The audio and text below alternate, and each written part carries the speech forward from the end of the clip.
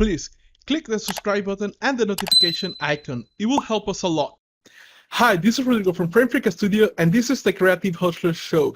And today we have a special guest whose name is Callum May, although you might have known him as the Canipa Effect owner.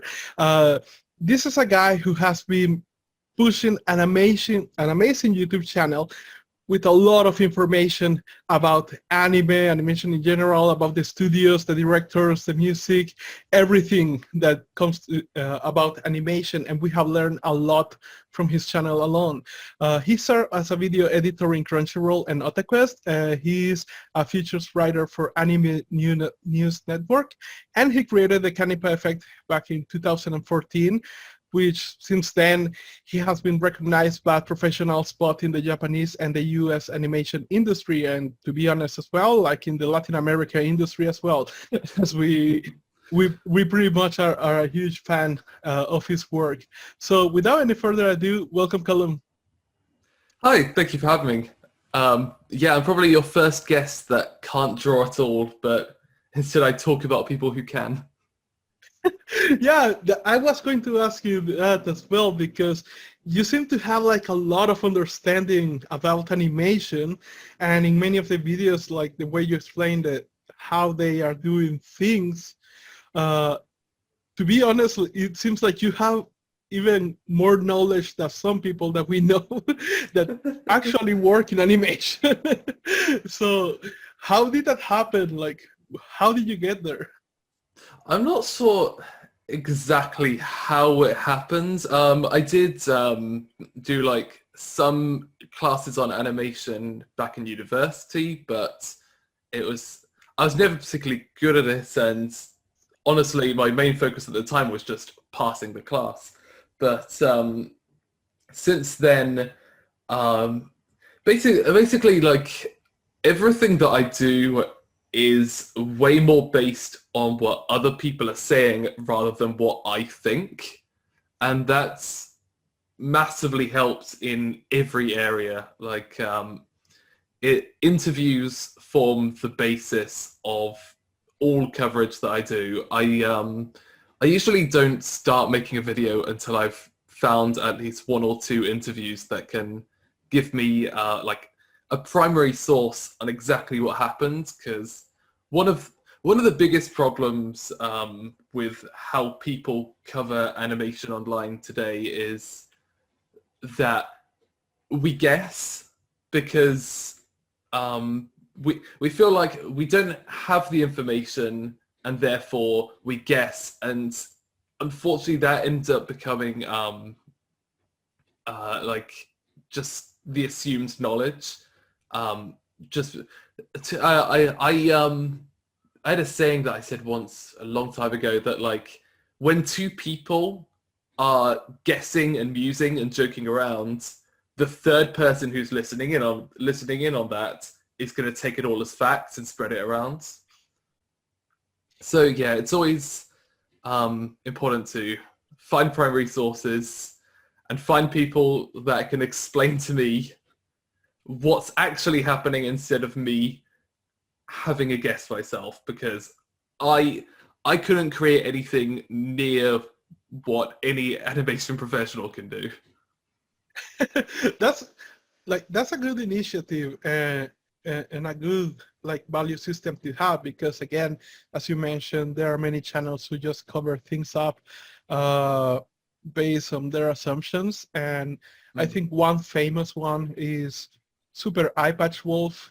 This is another famous channel about animation, and he did like a very detailed video about how Bleach pretty much lost popularity some years ago, and all of it, like almost all of it, ended up being wrong. And he recently has launched like a second video, like admitting that all of that was wrong, and that he didn't have that information, and pretty much the second video was like trying to correct his previous mistakes, because it served like a massive misinformation. But the thing is that if you watch the first video, it just sounds so solid that you actually believe it, and but it wasn't like that.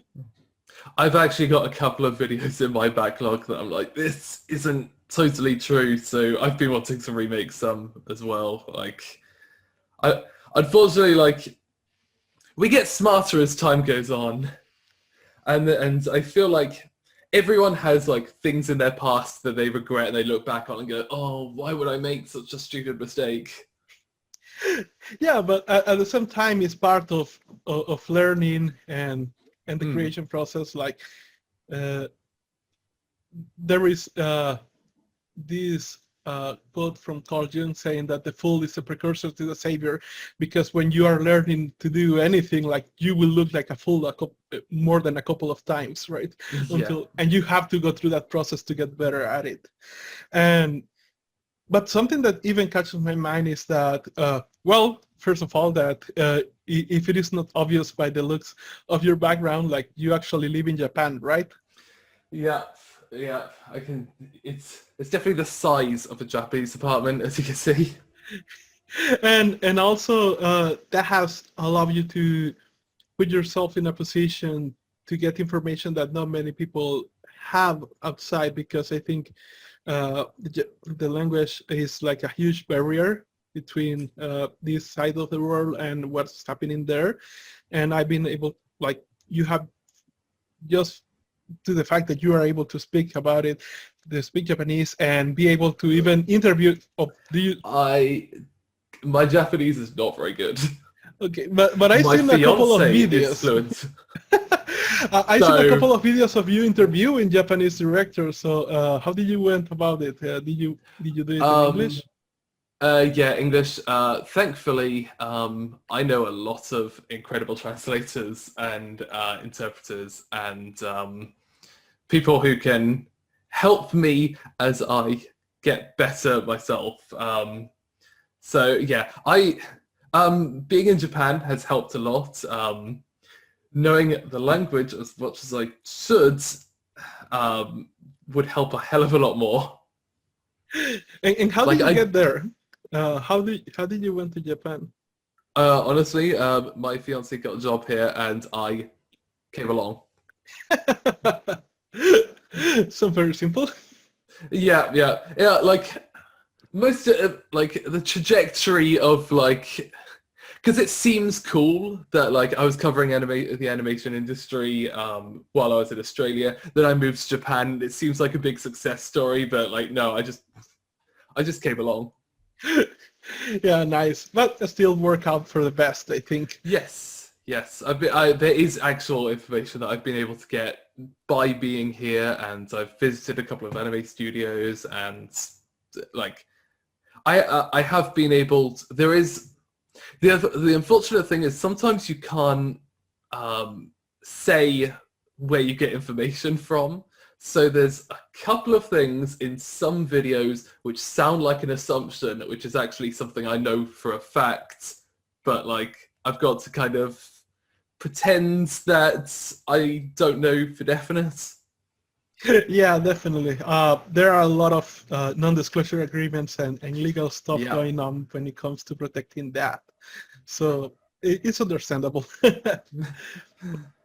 And uh, being there and being able to uh, pretty much have this channel where you break down how studios work and how they do the animations and things like that. What are the strengths that you perceive, at least from the Japanese industry, when it comes to animation that you cannot find in this side of the world, let's say? I think the main one, which is constantly surprising me, is the designs. The fact that you have an entire industry of people who almost all of them have experience working with complex designs. Like when you look at a lot of American animation, like the cartoons, so you got very simple styles, but that allows you to go with a lot of different, a lot of movement. And I remember an old university tutor was saying to me that they put it very simplistically. They said Japan does great art but bad animation. America does bad art but not great animation. But bad art but great animation. But that makes sense on when you think of it in terms of like pure logic, but the anime industry does not work on logic.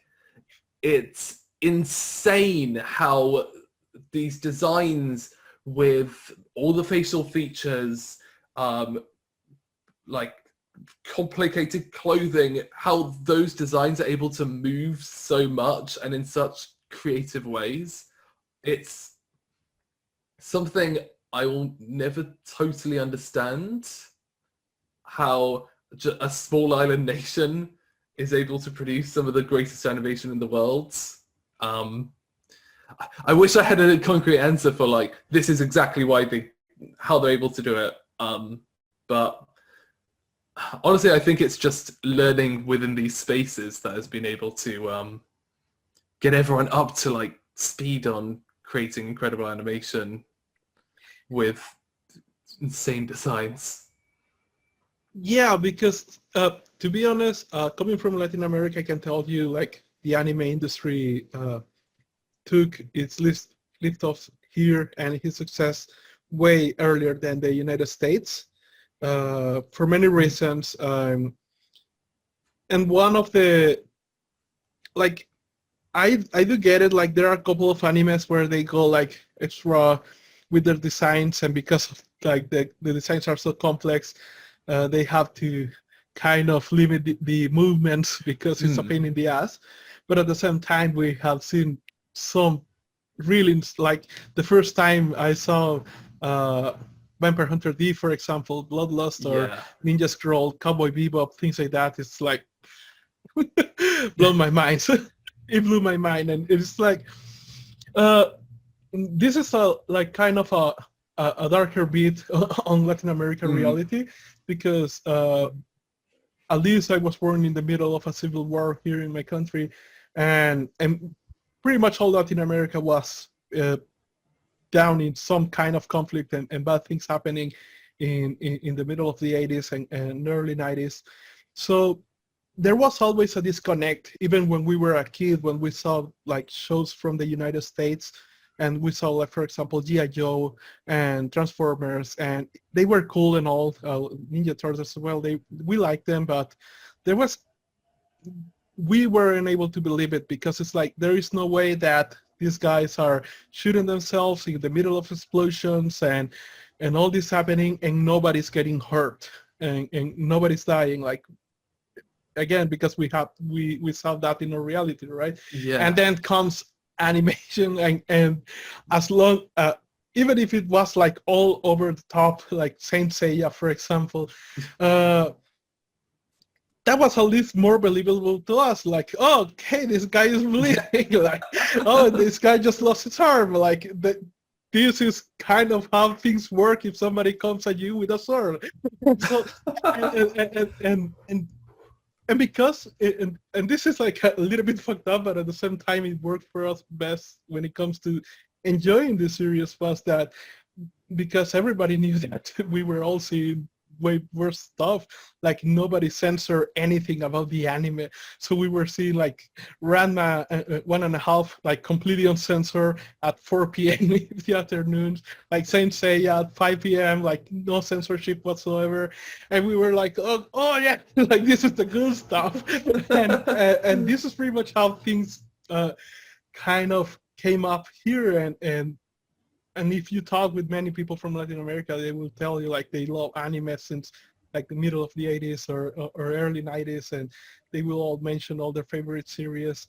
But it did cause an impact here, and it's like, and it always generated the same point that you were trying to say, like how is this possible? Like, we know that the US has way more money, like bigger facilities and all this kind of stuff, yet we see like this simplistic animation over here, or either the animation is completely focused completely for kids or going all the way to adults, no in between, yet anime had like like you see the studios and they are like studios of 90 people, 200 people, and they are producing amazing pieces of work, uh, and and again, like you have all the range. You have anime and series and everything for absolutely Mm. everybody. Like anybody can enjoy this, and and and yeah, it's just like we are trying to understand where that comes from. Like, why is this not happening on this side of the world? What is only happening over there?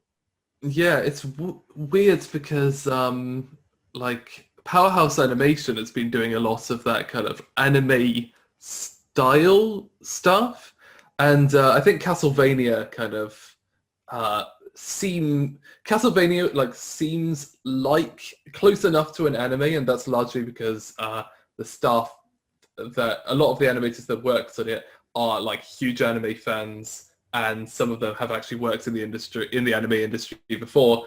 But Blood of Zeus, which came out a couple of days ago, is kind of trying to capture that anime look without having the animation team behind it, and it's like it feels like in some parts of the US, it's like this desperate clawing to try and like capture what makes anime great, but it just can't keep up. And I I don't know if that's to do with the fact that in the US a lot of animation is outsourced to like the Philippines or recently Australia. And South Korea is the most common one, and South Korea is where Blood of Zeus is mostly produced.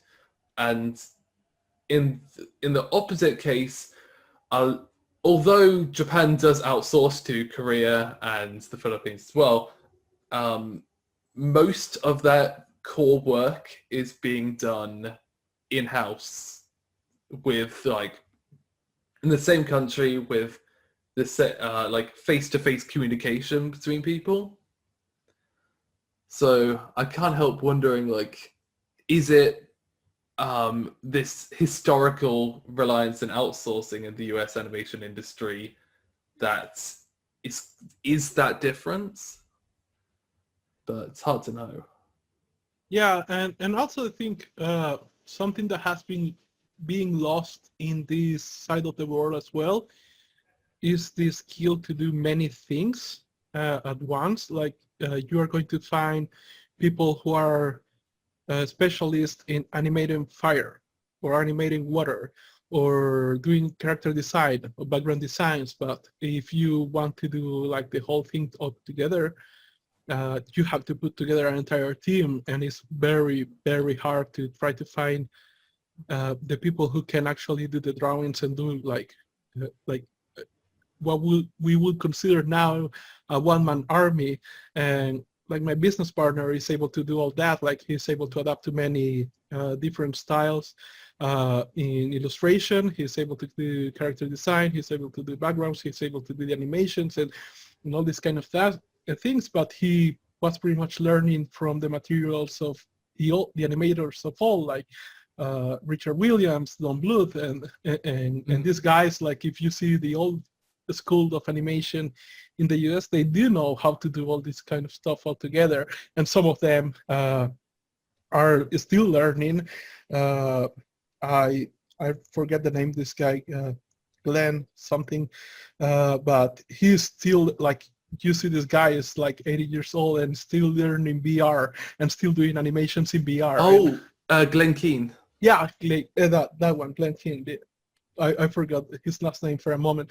So it's like, damn, like this guy is like really old and he's still learning new stuff on how to do the new things. But I don't see that drive anymore in new artists. Like they are trying to become a specialist or very focused on something. And then I see the animators in Japan, and it's like you have covered many artists in Japan who started maybe as a storyboard artist or and then went to production and went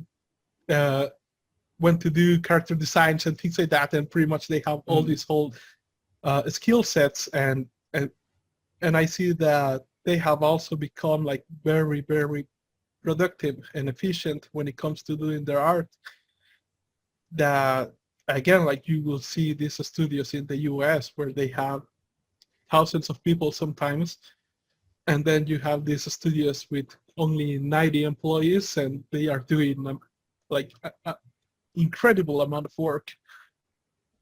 Mm. The like it sounds like good, but then at the same time, like there is the issue of they are doing an incredible amount of work, and they're being overworked to hell, like to like almost inhuman levels. That like the fact that it is so common to have animators sleep under their desks or working way, way, way longer hours than you'd expect necessary. Like, there's some friends I have in the anime industry who, like, there's just times where it's like, I will not be seeing you for a while, right? Like, you are just going to disappear and we'll talk later, but, like, you need to get this project done. And, yeah, and I remember a lot of studios are kind of like ashamed of this, or like reframe it as being like, oh, we're working so hard because of your and your support will help us. But it's not a Japanese studio, but Studio Mir, who created Legend of Korra and a load of new stuff for Netflix. They're kind of tongue-in-cheek about it and uploaded a whole video of their animators just entirely overworked to their YouTube channel. So like there's shots of like a couple of animators sleeping under their desk. There's like a shot of like one animator who's like clearly in the middle of drawing something who's just fallen asleep. And it kind of made me realize this is the reality in so much of Japan. It's just we don't see it, and all we see is the final result. So I don't watch a lot of American animation, but as long as there aren't people sleeping under their desk, I feel like if you're able to make people happy and not overwork your animators, you're doing fine. Yeah, to be honest, even on this side of the world, there is this word called crunch time, Yeah. which is like when you have to deliver something at a certain date, and you have like you have been delayed for something, but you cannot delay the date of delivery. So it's not as extreme as Japan. That's true. It's nowhere near as extreme as Japan, but it happens. And what I think here, what happens here a lot, and what creates a lot of crunch time, and we even had an interview about that recently. With a studio that's creating video games in Japan, is that many times it comes because of the bureaucracy. Like you have like a project manager or somebody like that who is dealing with the client, but this person doesn't know how to animate, doesn't know like the process itself. So there was a case that we discussed in this interview where the client says something, like the whole team of developers understood what he wanted to say, but the project manager understood something completely different, and he was like, no, that's not what he meant. Like he meant this. It's like, and the whole team tried to stop him, and he was like, they said that he was right, and then he pushed his vision of his understanding of what was right. They had to do it, and when they come to the client, like the whole team was right, and this guy and the project manager was wrong. And now, because of that mistake, he created crunch time, where there was no need of being one in the first place. And that happens a lot. I think that for some reason, things in this side of the world has become like tiny gangs or cliques, like in the school, and some people like end up being promoted because they did networking right, like you could say that but they are not the best for the job that they were promoted to, and then they create problems for the rest of the team, and that's a lot where crunch time works. But yeah, definitely it's not as extreme as Japan is. And on that topic, I was surprised as well how little they get paid many times. Uh, I'm I'm from a third world country, like where most of the jobs are call center jobs, and I was surprised to find out that even some very exploitative jobs over here in call centers pay more than what animators are doing in Japan. When I found out, well, what? No, I couldn't believe it. Like, it just didn't make sense to me, and I did a lot of research and find out what that was true, and it's like, what the fuck's going on? Yeah. Yeah. And like trying to go on the other hand, have you been able to find out like how much the best animators are getting paid, or what is like the best salary in Japan for being an animator? So far, we did a little bit of research and found out like Studio Ghibli was paying them like $1,700 US dollars, but I'm not sure if that's like the top or if there's better prospects. For like starting animators, then yeah, that's when you walk in and go, well, that's a really good deal. And it's like that you might struggle to pay your rent with that. Yeah, I know that the prices in Tokyo especially are not like the best uh, when it comes to living, renting apartments and things like that. But for let's say if you have like an animator who is already experienced, has like an amazing portfolio, like what would be his best prospects? Do you have any idea of the? I don't have like any specific numbers. I do know that a lot of it, especially key animators and in-between animators, it's reliant on how fast they're able to draw. So one of the big factors that is making it really hard to live as an in-between animator is the fact that they haven't built up the ability to draw fast. I know Toshiyuki Inoue, who's like a star animator who's done a load of stuff for like Mamoru Soda and a load of really famous films. He now spends a lot of his time teaching animators, and one of like the early lessons isn't necessarily how to draw well, but how to draw fast, how to like create the most amount of good animation within a small time, because that's how you survive. You need to be able to work fast, and you need to be able to learn how to do that quickly, because otherwise there's so many animators who join the industry, can't keep up, aren't getting paid enough, and then just leave. And this is an industry that is creating so way too much anime. There's nobody that can watch everything that's coming out. It's insane. But the problem is you've got loads of investors across the world now who all are saying, "Oh, I want this created. I want this created. I want this created." So there's always jobs, but it's becoming harder to find people who can keep up with those jobs, who can like even make that decision of being paid that little.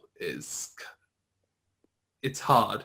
I know there's some animators across the world. Like the industry started reaching out to animators across the world to work with them online, but even some of those animators who were like, "Oh my god, I'm working on anime," it's like it's the most exciting thing. But after a while, it eventually gets to the point where this isn't realistic. I can't keep doing this. One animator I spoke to, I interviewed them for Anime News Network, called KU. They work for Way Forwards, creating like the Shantae games and stuff. but they also got contacted by a animation, I think it was like a production manager, someone for Sword Art Online, and they were like, oh my god, I could work on Sword Art Online, but they end up pushing themselves so much extra to be able to do this work, and it's never going to pay what it's worth. It's never, but a lot of anime is entirely relying on the excitement of getting to create anime. And I feel like once that shatters, who's going to work on it? Like,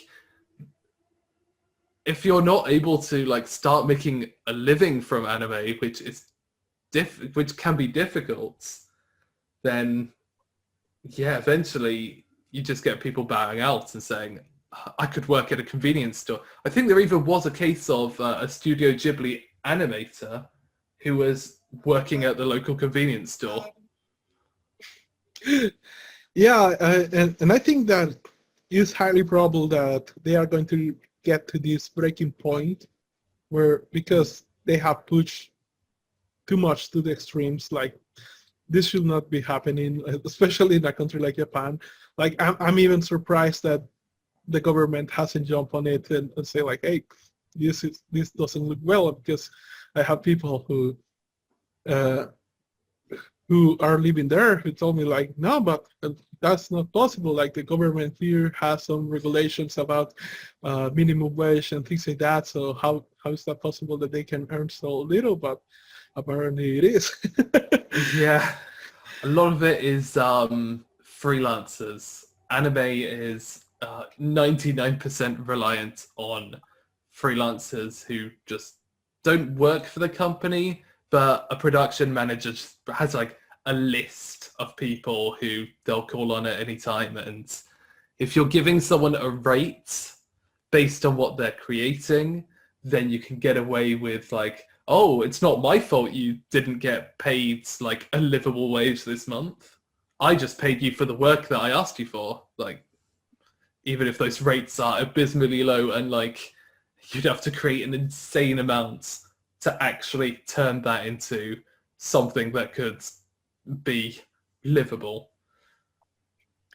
Yeah, I can imagine. And I saw your video about Kyoto Animation and some things that Netflix is doing as well that is not helping correctly, but but it's a change. We could call it like that. Uh, do you see like some sparkles of hope that maybe these things will turn out for the better anytime soon, or maybe uh, it will just crash and burn and will have to reinvent itself?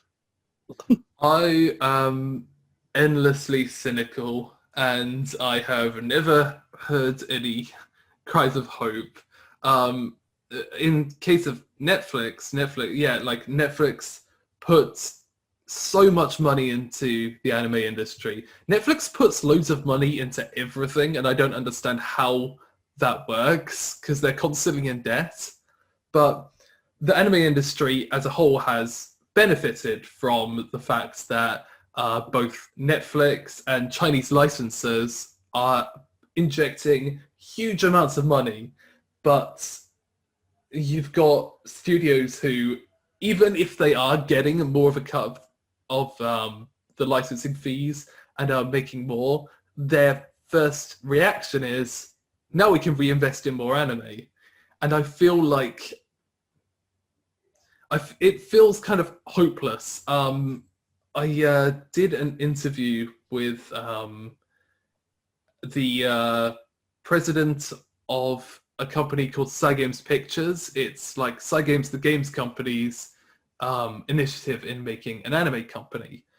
And when they started out, they were like, we're going to pay well, we're going to not overwork our staff, and we're going to be a shining beacon for the rest of the anime industry. Like, everyone will be able to look at us and realize this is how an anime company should be made. But even them, who have like so much money from Mobagare and stuff, even they admitted they haven't been able to improve conditions. and they haven't been able to meet their personal goals.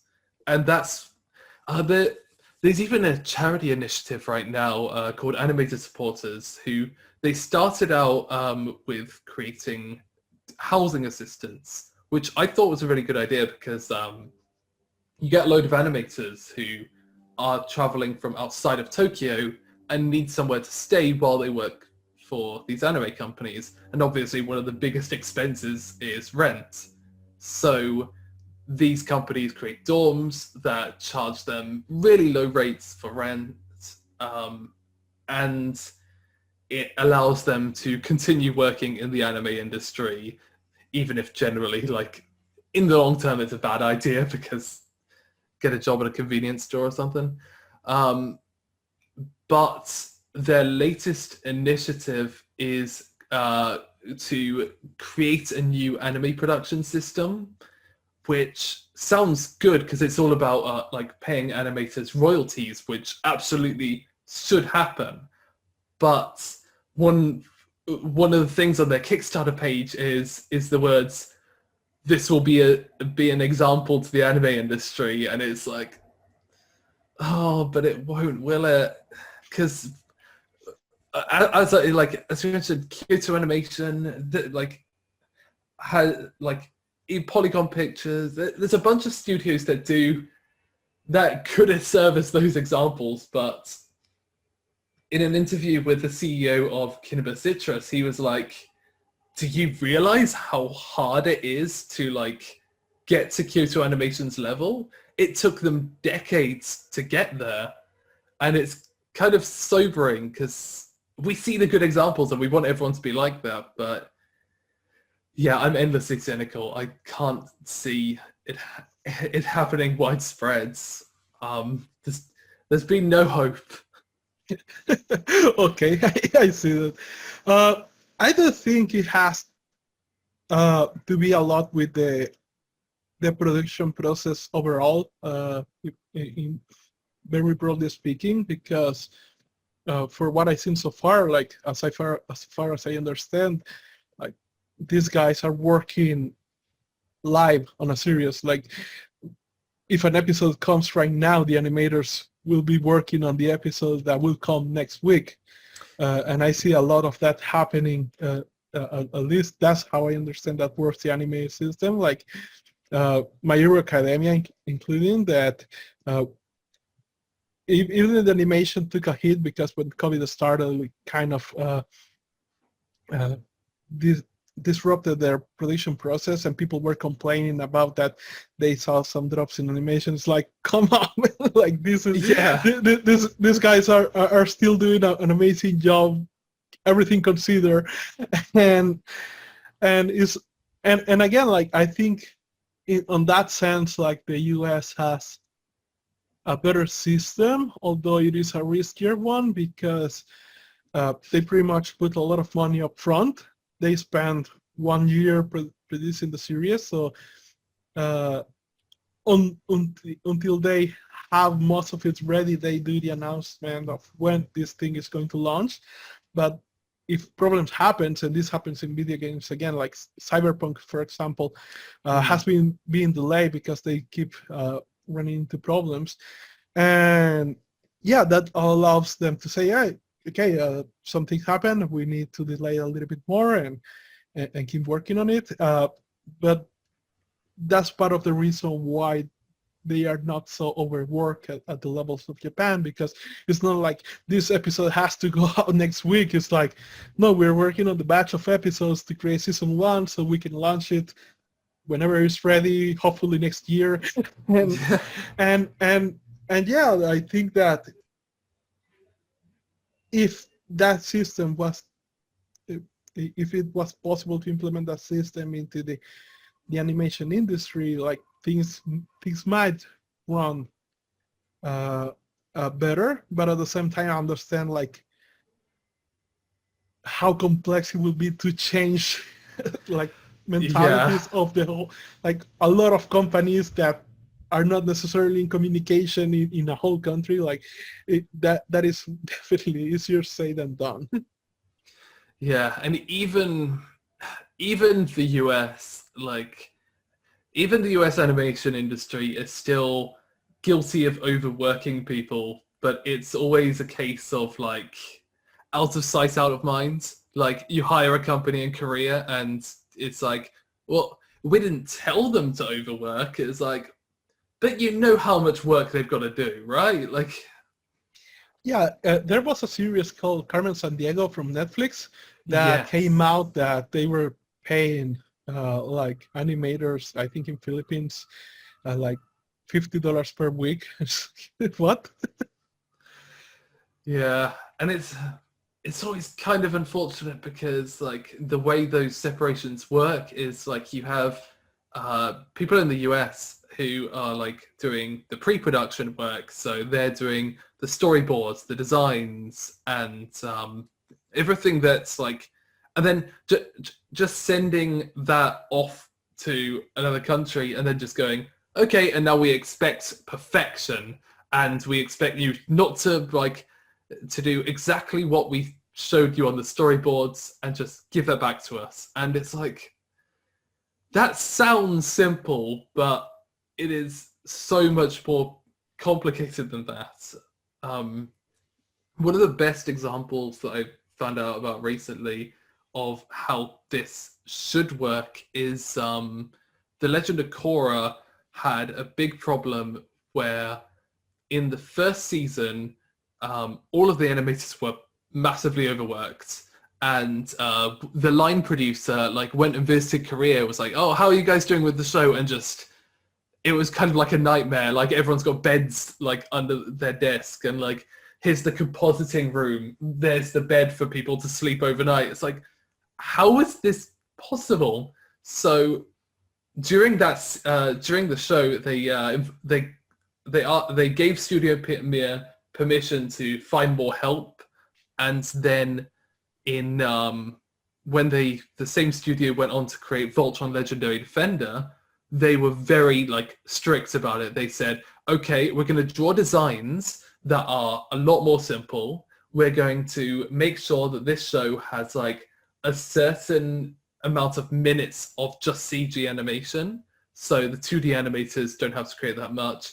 And they also did something that I don't even think I've heard of before, where, actually no, I have heard of it before. They told them that not to do more than 11,000 drawings, which is still a massive amount, but it was an amount that the studio could handle. And now that I'm thinking about it, there are some anime that I've heard about where like an animator will go overboard. Like they'll get really excited and draw like so many drawings. They've got like detailed animation on wands, and then suddenly like the studio comes back and says, no, you don't realize it, but we have to color that, and we have to do like any in-betweens and composite. Like it is so much extra work for like our animation directors as well, like to deal with that amount of drawings. Sorry, I went totally off topic there because I just suddenly remembered another fact. Yeah, but no, but still you were able to answer the question. But at the same time, I do think that one of the things that is in my mind a lot, because I was able, or lucky maybe, to come from the pretty much I dabbled into tech entrepreneurship for a while before doing an animated studio, and you know, like at the beginning, it felt like the same vibe. Like geeks, technological geeks, feel on surface at least very similar to animation geeks. When you talk to them, when you get to know them, like they kind of have the same passion for creating something and kind of similar visions. But what I ended up realizing years after that is that because I saw how, for example, in the tech industry, if you go and learn the history of something that is called growth hacker marketing, this came out because marketers, when the internet was still coming up and still new, marketers had like this shitty product, but they wanted some commercial to help them to go viral when everybody was wanting to go viral. And from the geek perspective, it was like, but this is a shitty product. Like this thing will never go viral. But and when they started forming their own companies and things like that, and like, and this is the examples of Hotmail and Dropbox, like they were thinking, okay, first we have to create a product that is amazing, but then like you had to pay monthly for the service of email, and it was very expensive. So Hotmail was like, okay, this is going to be free, but and we're going to allow these kind of features that is going to make it awesome for everybody to want to enjoy it. But what is something else that we can do to make sure that the viral feature is introduced to this is, the signatures will say like this email was sent from Hotmail, or Dropbox was like, invite your friends and you will have more space. And so they were thinking first, okay, first the product has to be amazing. Secondly, the marketing has to be integrated into the product itself, like how we can make people to talk about it more, and they were kind of thinking of ways to pretty much to make the fame happen naturally. And what everything stems off is that when you get geeks, like the concepts of business, they were into their geeky minds, and they were always thinking on systems, like how can we improve this, how can we make this thing work. But an artist, on the other hand, is like they are only interested in art and they only care about doing art, and many times they never learn even the basics about business, and that leads them to take like very horrible decisions that not only ends up damaging them but ends up damaging the industry itself. Like the example that you gave with the translation teams with Crunchyroll and all that, like they were proud that they were doing this thing out of passion, and Yeah. and the beginning they felt like even guilty of taking money for doing something that they enjoy passion. And that's something that you find a lot with the art industry, like they will feel guilty about taking money or charging money. And the many interviews that I have done, like the ones who are thriving in the industry are the ones who took their time to learn about business knowledge, and many of them find out, like for example, animation companies on this side of the world, they are pretty much expecting like they are giving you like the rope to hang yourself, Yeah. but you don't have to hang yourself.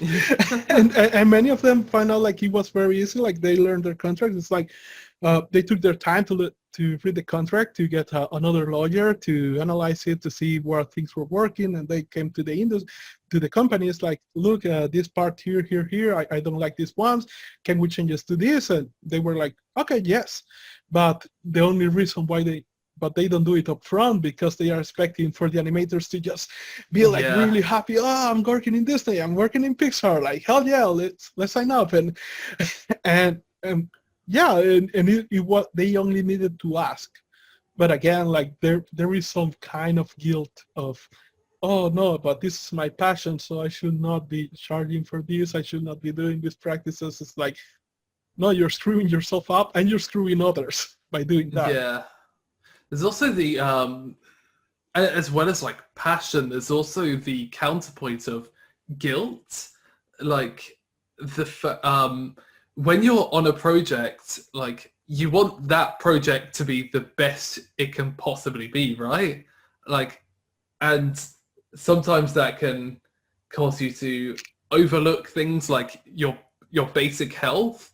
And one of like probably the most tragic examples of that, it's probably not one of the most tragic, it's one that just came to my mind, but in 2016 there was the Berserk 3D adaptation, and that was like a series of nightmares in production, and with the whole thing getting stuck in pre-production for a very long time, it was like it got to the point where they actually started making the show earlier in the year, like just like 6 months out from when it was actually like done. And there was a staff member there who everyone relied on. He was like this like genius who just knew how to get everything working. He was solving all the problems with production, and he was instrumental to getting the show out at all. And but like it was very clear that he was taking on way more work than he was hired to do, overworking himself to hell, and despite everything, despite all of the work he put into it, the final show looks terrible. Like it didn't perform well. It didn't like it got a sequel, but the sequel had been greenlit before like the show had come out. Like people don't talk about it anymore except as like a bad example. And it's like when you're in that, when you're on production, when all of your time is being dedicated to one show, that's like your existence. Like everything has to go into making this the best it can be.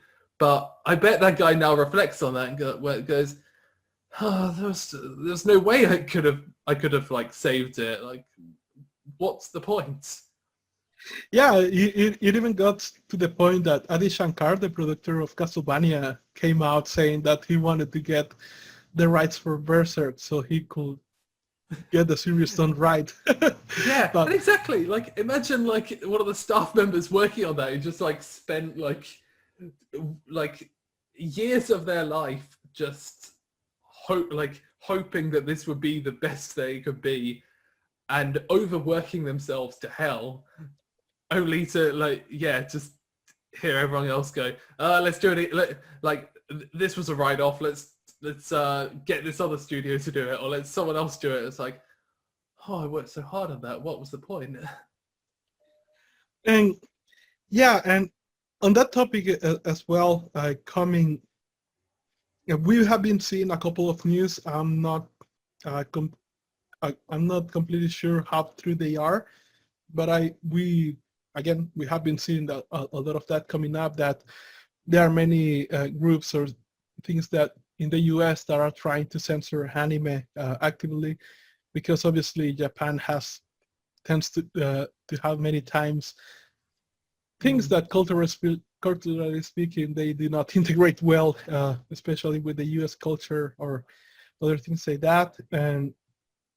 And we have been seeing like a pushback from Japanese studio. Well, you had the I usually don't pay much attention to Twitter mobs because I understand that these are just a very tiny group that is just very noisy, but it's not that many people actually. But I did saw some kind of mob that was forming around a character from a series in Japan. I haven't seen the series, to be honest. But it was all because apparently the character had a huge rock, and they were trying to censor that. And do you think? But at the same time, the funny thing, the point where I was trying to get is that we have been seeing this trend in the entertainment industry in the US as well. Like they are trying to push, like make everything politically correct. Maybe not touch sensitive topics and things like that, but that now thanks to COVID, like you see the industry in the US and it's on fire. Like the entertainment industry is a whole mess. Part of it because of the huge amount of debt that they took when everything was going fine, but part as well because of the many bad decisions that they took over the last years. But on the other end, everybody was speculating in the beginning, well, it's going bad because COVID, people have little money and they don't have money to be buying comics or movies and things like that. And it sounded like, yeah, that makes sense. That kind of logic. But then you saw the sales in manga and anime, and they were soaring. and even now, like you have the movie of Demon Slayer coming out. They just made 100 million US dollars in just 1 week, in just that country because it Yeah. hasn't been released. It's like, okay, then this argument that people weren't buying comic and animation movies and things like that because of COVID, it goes to hell when you see that the money wasn't going there, but it was going to the anime. And Mm. so that for me, that means that, okay, then despite the defects, creatively speaking, or in terms of fan base, of capturing the interest of fan base, they are doing something very, very right, or many things right, most probably. So how do you see this difference in, let's say, creative process, and how do you see this war, let's call it war, between these two cultures that are very different? Do you think that Japan will eventually concede to American standards, or will they just keep flipping them off? Honestly, I've always talks of censorship happening in regards to like US censoring Japanese animation. Um, it often feels like those sort of conversations are overblown because when you take it like I said before, like my stance has always been to not trust my own assumptions, but like what are the experts saying? What are the people involved saying? What is like the logic behind what's going on?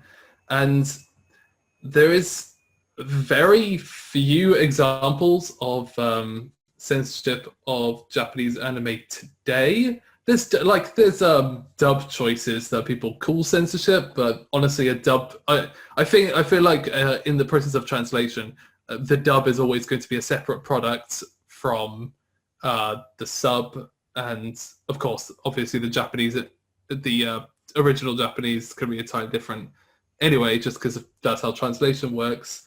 Um, yeah, I feel like licensors today. There was a time back in like 90s, early 2000s, where anime was making its way onto TV, and there was this feeling that anime has got to have the same appeal as cartoons, because that's basically what they were doing. They were taking anime from Japan and then just licensing it so that they didn't have to make their own animation. They could just fill slots, and then you get cases like Robotech and like Samurai Pizza Cats, where they just took all the footage and then wrote their own story to like somewhat fit the footage, but it's got nothing to do with the Japanese anymore. Nowadays, it feels like we've kind of settled into like an anime fandom, like an accepting of what anime is. And so licensors' priorities now isn't necessarily like to make anime into something that they want it to be, but rather to say, people like anime. Let's just give them that in the best way they can. There's going to be legal issues. I remember what was it? It was interspecies reviewers, which basically turned out to be pornography, and Funimation licensed it, put it on their site, and then there was clearly an issue of we can't really release this. Like,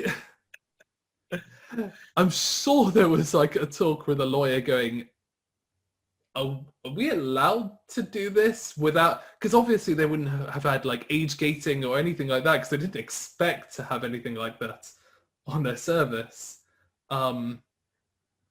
Yeah, but the priority, it seems to always been to get those things over. A lot of the censorship that happens in Japanese anime is done by Japanese broadcasters. So a lot of the time, the versions of anime that we get over here, well, not over here, I'm in Japan, over in the US, are like the versions that have been delivered to TV stations, and occasionally like one like streaming service in Japan will get like the pure uncensored version, and like of course like you get people pirating like we want that version. It's like most people in Japan aren't watching that one. Yeah, But like yeah, I think I've definitely been guilty of that. there's always going to be a case of like because of broadcast regulations, and I honestly think streaming has gotten away with a load of stuff.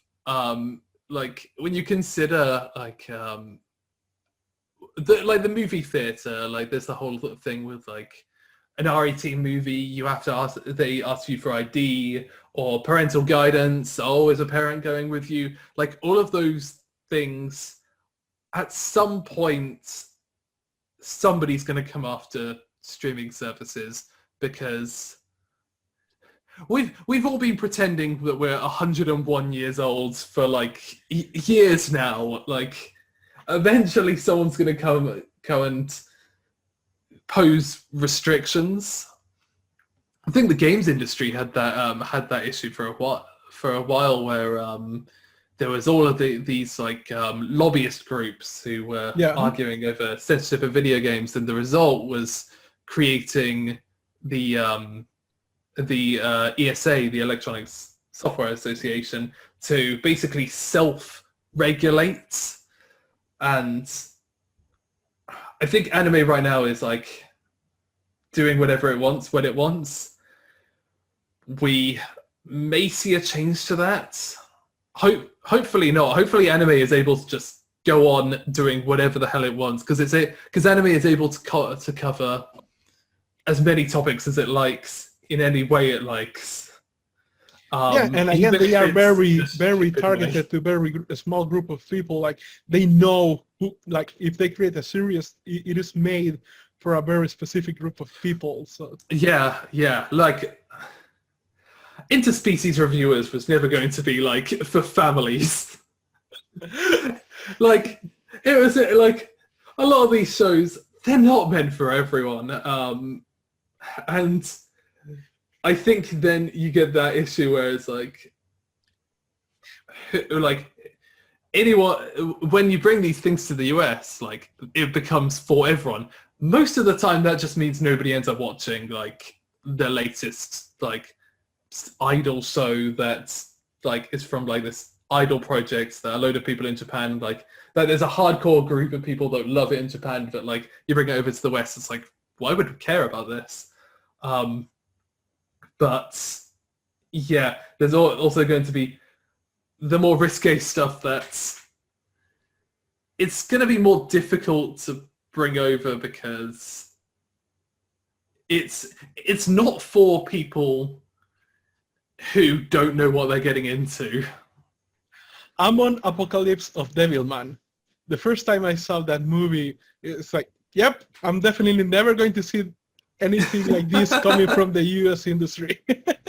Yeah, because like a lot of anime is adaptations, so everyone knows like Devilman, like it's a Go Nagai work, and so everyone kind of like has this idea of what's going into it. But yeah, as you said, like when you watch it outside of that concept, it's like, oh my god, what the hell is this? I remember, I've watched a couple of Go Nagai works like in the past. I'm like, what the hell is going on? But I also have given up hopes completely that Gantz is going to get like a good adaptation anytime soon. I'm a fan of Gantz O. Like the CG anime because the the studio is really good, but like you're not really gonna get like the full nitty and gritty adaptations. I mean, it's hard enough to adapt a whole story as it is, but then like you have Gantz where suddenly it's like, who is going to be able to watch this? The US loves gore. I feel like they would bring Gantz to the US. I could even see the US company co-funding it. But then you have the issue of the US isn't necessarily the biggest market for anime. China is. And so if you're going to rely on like making back a load of money, you're going to have to tackle with the fact that you've got a load of Chinese licensors who absolutely love this stuff. Like China is the country with the most anime fans in the world who eat this stuff up, but the licensors will pay for it, pay loads of money for it, and then suddenly you get government censors coming up to them and saying, yeah, you're going to have to take this off your service. And they're like, but we paid for the whole thing. Like, we're only on like episode 2 and you're already like taking this off, which has made there was a lot of excitement a few years ago about like the Chinese anime market and like, I mean, I don't know that much about Chinese economics, but like this creation of a Chinese middle class who are now like watching and buying more entertainment products. And so, but yeah, since then, the revenue coming from China has kind of dialed back as licensors and investors start to get more wary about censors there. So yeah, I would also love to see a proper full adaptation of Gantz, but there's factors in the anime industry that is going to stop something that expensive and difficult to create from going ahead. Not to say that it still doesn't happen. There are plenty of anime with like a load of gore and sex and all kind of things that manage to get adapted, but I think naturally those are going to remain being for niche audiences unless you get a deal with Netflix and then suddenly everything changes. A show that I wanted to touch on is on this kind of topic on how to manage this kind of censorship from maybe China. I know that with Gantz is really, really hard to do, but Yeah. the Batman the Animated Series did a lot of tricks because again, by the time when it was coming up, censorship in the US by the government was a little bit stronger, and like for example, things that they were not allowed to show was like guns.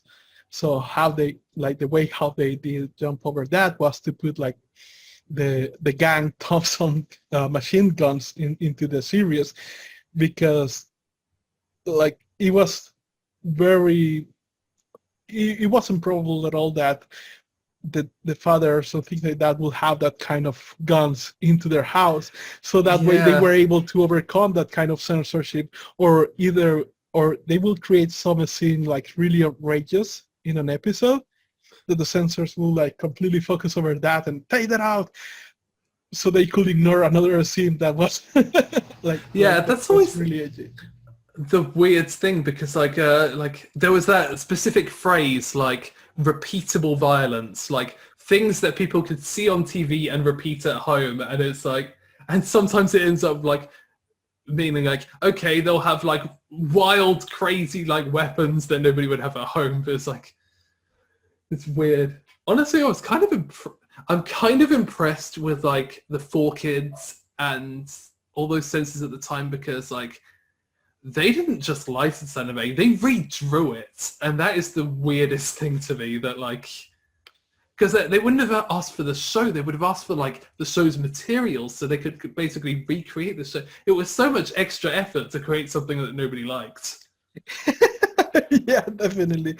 And on your opinion, what will distinguish more the technical level from an animator in Japan creating anime compared to an animator from the side of the world creating cartoons? Like besides the obvious the difference of style, like what do you think will be the key things that will differentiate one from another? What do you mean, like, I mean, outside of style, like... Well, just to give an example, you mentioned that the best animators have the ability of creating a lot of drawings really, really fast. And for example, I have seen videos of of Horikoshi or other creators from anime that they pretty much create the drawings from one go. And I assume Mm. that comes from doing the manga over and over and over and again, and they know the characters so much that they can just draw it.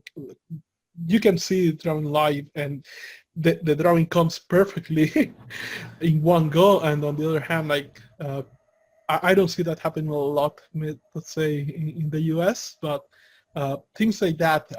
What things do you think that differentiates what would be considered a good animator in Japan versus an animator in the West? Um, I think there is a tendency, I'd almost go as far as to say an obsession with having things on model in the US.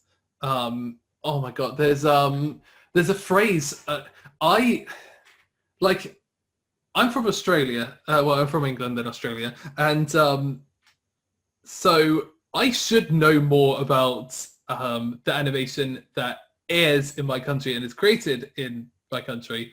But in fact, I know more about Japanese animation. So when I first heard the term, like, I think it was tie-down animation, which is the, as far as I'm aware, it's the idea of like, you've created the animation, but now it needs to go on the model.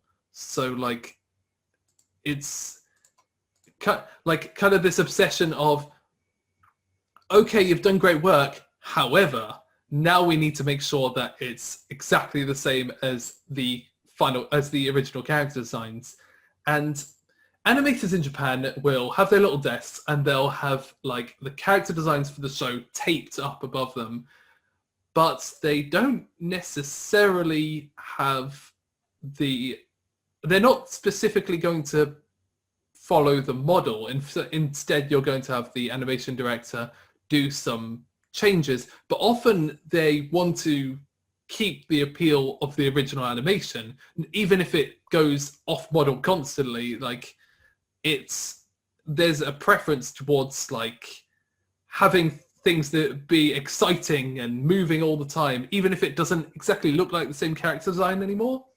And there's even the extreme example of the character designer and chief animation director of Konosuba called Koichi Kikusa, and he takes that philosophy to an extreme where he's like, I refuse to correct people's animation.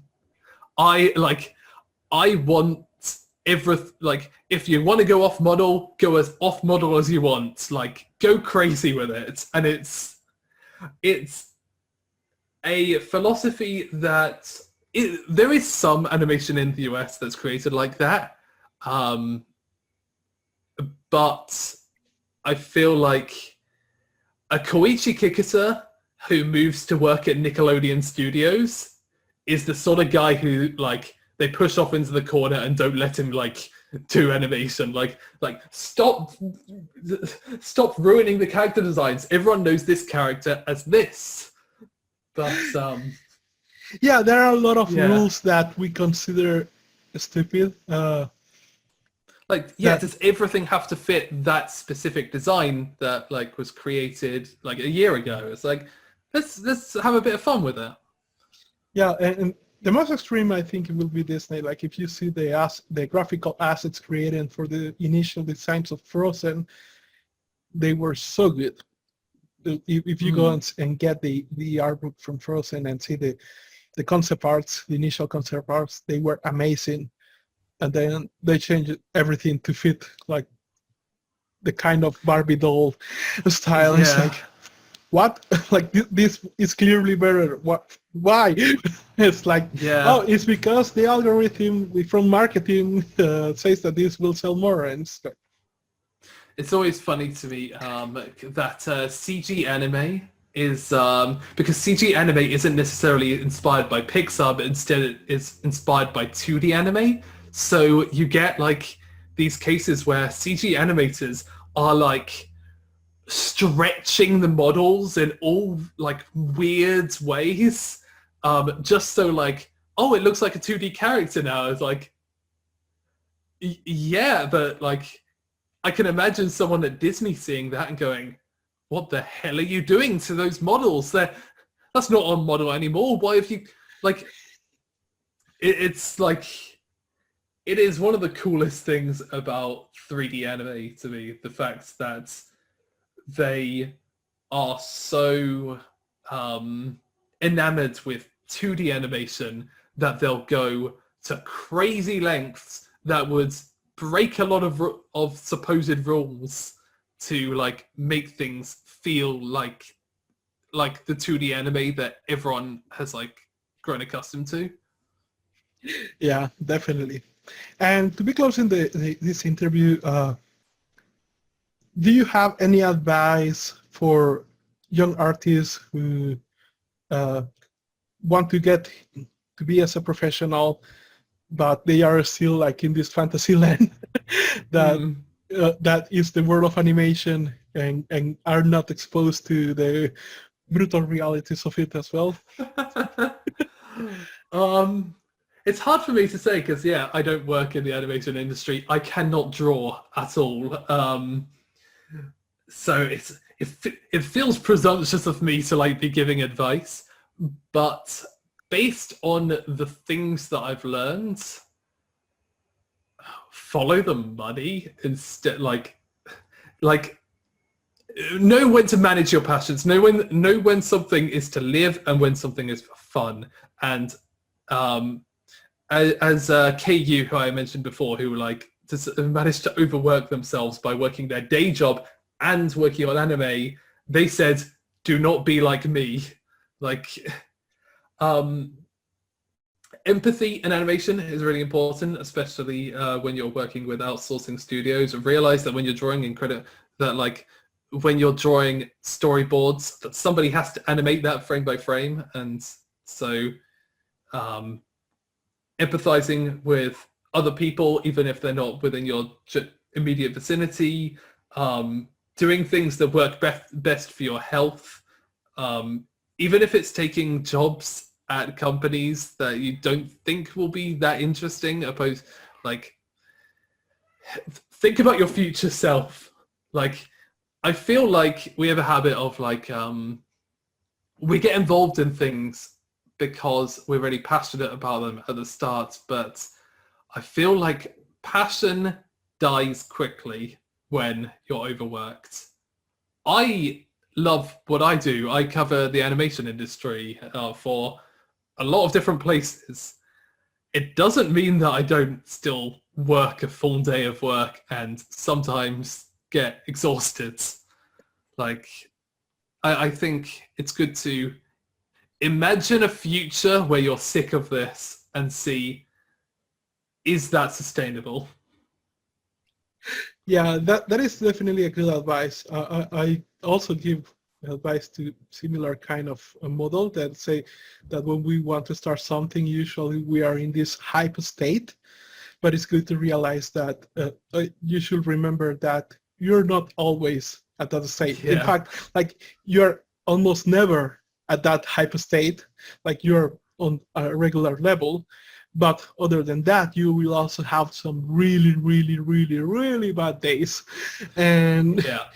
and the way that you should plan the things that you should do that should not be going for the best of your days, like when you're hyped, like, yeah, I'm going to do this.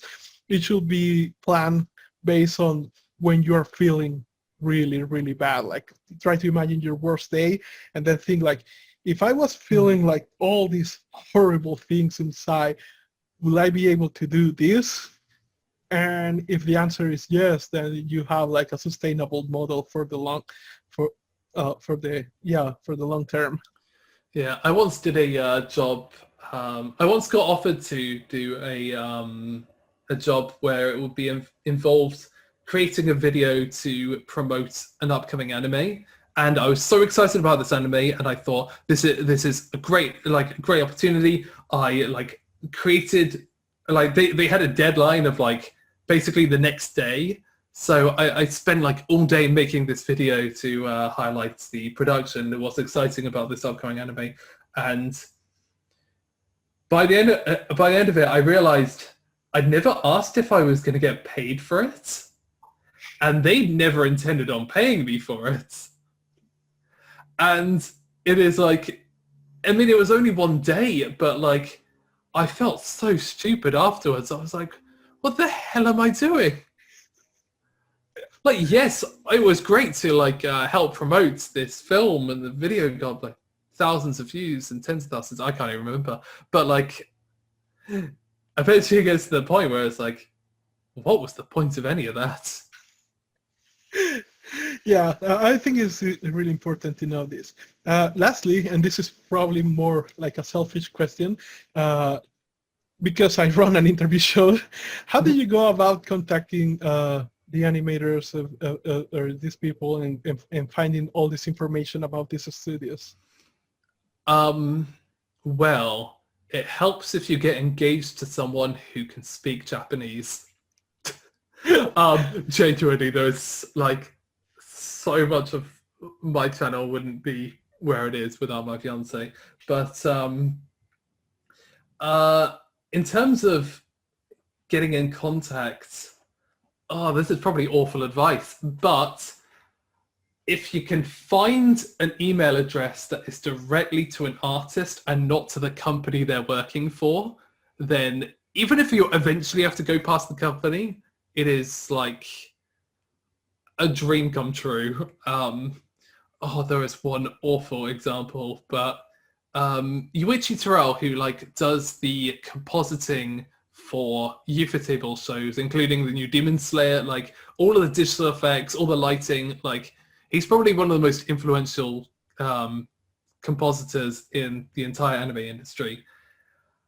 He did an interview with a different website, but the website weirdly, instead of like posting the interview properly formatted with images and everything, just copied and pasted the entire email. So what I did is I found that they'd included his email address in it, and so I decided to contact that email address directly. This was a Hotmail account. And he responded really well to it and then said, okay, but could you email me at my work email address? Also, I'll like CC in like my boss, and then we'll do this properly. And like, terrible advice, but it works. Like a lot of animators are on Twitter nowadays, to be honest. But like, there's a lot of people who like have public email addresses, and if you can find those instead of trying to go through the companies, because the companies are always going to be a pain in the ass. And if you don't have like a huge outlet that will impress a company, what you can instead go for the strategy for is impressing us individual staff members with the sort of things you want to ask them. Like I've realized that showing an understanding of animation to people in the animation industry is the easiest way to get them on your side. And like, in fact, that's one of the reasons I went on this podcast, because I was like, you are someone who understands the animation industry, so it's going to be more fun to talk to you. Definitely. Yeah, I really like your hustle. To be honest, I have done things like that as well, and I even have software that can, like, if I get your LinkedIn ID, your LinkedIn page, I can extract your email from it. Yeah, I mean, you contacted me through my Patreon. Nobody's ever done that before. Yeah, I tried to find your email, and I was able to do it. So, okay, then there's a Patreon. I will become a patron and contacting you there. I should have a public email address. I should make one. I was thinking of doing one when the channel finally hits 100,000 subscribers, as like a kind of like, if you want to sponsor me, now do it. Definitely. Well, I really appreciate that you have given us your time, your expertise here, so that more people can learn about the industry. I think that even though some problems are very specific to Japan, there are themes there that are heavily common in any industry when it comes to creative work, and they could definitely use his advice to kind of not mess up with their careers. Hopefully. Yeah, hopefully. So I really thank you. And for, well, probably your channel is already known by many people who watch this interview, but for those who don't know, if you want to find this channel, the Canipa Effect in YouTube, you will be able to find a lot of studio like studio analysis, animation director analysis, things like that. There's a lot to learn there. We do not have a university or a school that teaches art properly in our country, so we heavily depend on channels like yours to learn a lot and implement the things that we captured there into our animations as well. So I really thank you for the work that you have put up. Thank you very much. It really has helped us with a lot of new ideas as well. And also, if you want to find him in Twitter, you can look in Canipa Show. Also, his Patreon is the Canipa Effect. So if you want to become his patron and help him to produce more videos, please do so. Or use it to invite me to a podcast. Definitely. So thanks a lot, Callum. It has been great to have you here, and definitely I think this will help a lot of people. Yeah, thank you very much for inviting me. So this has been the last episode of the Creative Hustler Show. I hope you like it a lot. And if you have, please click the like button below and subscribe to our channel. Or if you're listening from the podcast, then just subscribe to our podcast so you can be notified when we publish the next interview. Until next time.